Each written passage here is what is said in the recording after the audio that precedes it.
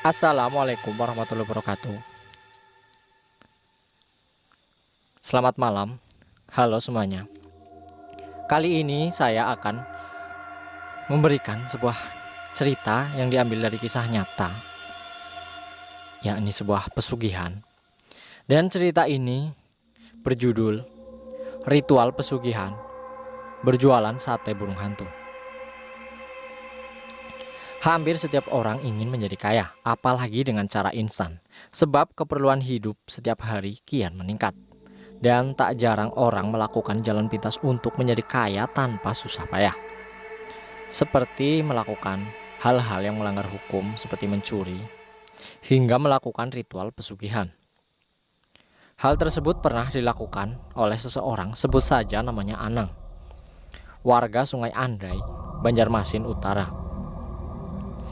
Pikiran yang sempit sehingga ia nekat melakukan ritual pesugihan. Dari sekian cara pesugihan, Anang memilih berjualan sate burung hantu untuk dijual kepada makhluk goib.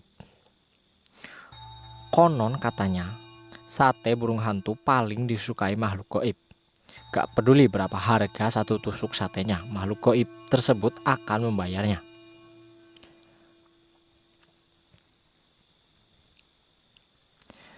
Kejadian mistis ini terjadi pada tahun 2012 silam. Bermula saat Anang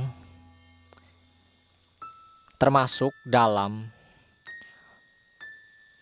bagian dari pengurangan karyawan di salah satu perusahaannya, alias ia terkena PHK.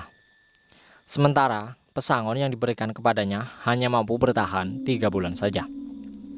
Berbagai usaha Anang ia lakukan untuk bisa menyambung hidupnya pasca berhenti dari pekerjaannya. Ia pun rela melakukan pekerjaan apapun kecuali melanggar hukum untuk mendapatkan uang. Sampai-sampai datang seorang temannya yang memiliki kondisi ekonomi serupa, membawa cerita cepat menjadi kaya dengan menggelar ritual pesugihan berjualan sate burung hantu. Temannya itu lantas mengajak Anang untuk melakukan ritual pesugihan tersebut. Tanpa basa-basi, Anang dan temannya itu kemudian mendatangi orang yang pernah berhasil melakukan ritual pesugihan tersebut di kawasan Liang Anggang, Banjarbaru. Gayung bersambut. Rupanya orang yang dimaksud dengan lancar menceritakan segala hal dan syarat yang dipakai untuk mempraktekkan ritual jualan sate burung hantu itu. Salah satunya dari ritual tersebut, ia harus berjalan di tempat yang sangat sepi dan gelap, serta angker atau ada penunggunya. Setelah Anang dan temannya pulang, dan malam harinya langsung melakukan ritual tersebut, yakni berdagang sate burung hantu. Sementara itu, Anang dan temannya mampir dulu di kawasan Ujung Murung sebelum ada siring.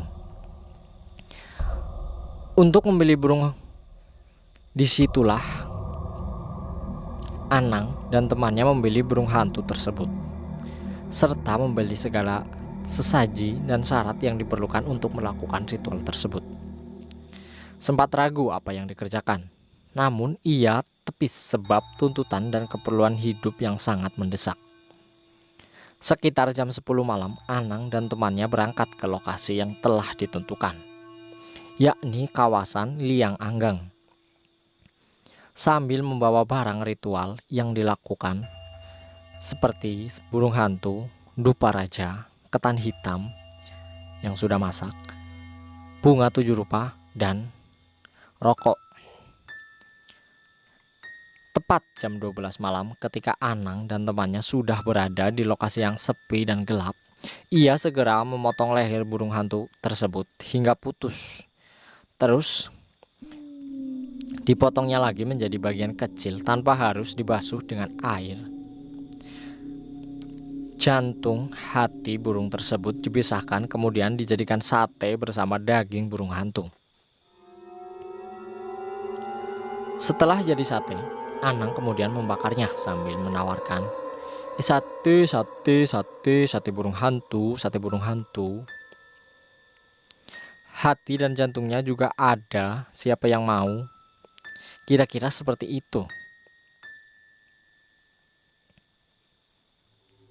Begitu kata Anang, Pak, seorang pedagang di tempat yang gelap dan tak satupun manusia ada di kawasan tersebut. 1 jam menawarkan sate, tiba-tiba sesosok tubuh besar penuh bulu berdiri di hadapan Anang, memandang sate yang dibakar. Karuan saja, Anang menjadi kaku dengan terbata-bata menawarkan dagangan burung hantunya. Namun sosok gaib tersebut diam 1000 bahasa. Hampir 5 menit makhluk tersebut di hadapannya, tapi tak ingin membeli sate burung hantu jualan Anang. Setelah itu sosok tersebut menghilang dan tak ada transaksi yang seperti Anang inginkan.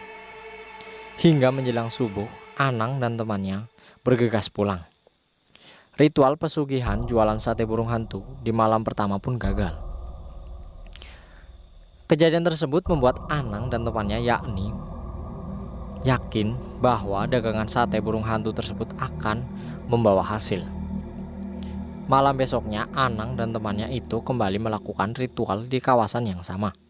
Namun tak ada peristiwa gaib lagi. Lantaran 2 malam belum berhasil, rasa penasaran membuat Anang mencoba di berbagai tempat. Namun lagi-lagi tetap gagal. Sampai akhirnya Anang dan temannya mendengar ada lokasi yang banyak penghuni dan disebut-sebut sebagai kerajaan Dedemit. Namun di lokasi ini merenggut nyawanya, yakni kawasan tambang ulang tanah laut. Di lokasi itu Anang dan temannya sudah punya gelagat mistis, sebab lokasi yang berada 4 km dari salah satu desa di kawasan tambang ulang itu masih sangat sepi dan hanya ditumbuhi pohon besar. Baru saja melakukan ritual berjualan burung hantu, Anang dan temannya silih berganti didatangi puluhan makhluk gaib. Tiba-tiba muncul sesosok makhluk berbadan besar, berbulu dan bertanduk dengan sorot mata tajam.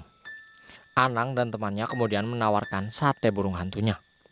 Akan tetapi makhluk menyeramkan itu berpaling dan bertaring panjang, serta ada yang memiliki bau yang sangat menyengat dan bermacam-macam rupanya yang menyeramkan. Justru meminta Anang dan temannya untuk pergi, kemudian berpaling pergi. Anang dan temannya tak menghiraukan. Mereka berdua makin asik mengipas sate burung hantu agar aroma sate tersebut tercium makhluk lainnya. Di tengah itu, sesosok wanita yang sangat menyeramkan menampakkan diri. Mukanya pusat pasi, dengan berpakaian serba hitam, rambut panjang hingga lutut dan taringnya pun panjang. Anang dan temannya sedikit berkedik. Tapi karena ingin kaya, mereka tetap tak beranjak. Bahkan Anang dan temannya kembali menawarkan sate burung hantu. Sate. Si perempuan menakutkan itu dengan cepat mendatangi Anang dan temannya, lalu mendekat ke tempat bakaran sate dan mencium aroma asap sate. Si perempuan langsung menatap tajam Anang dan temannya, lalu menghilang.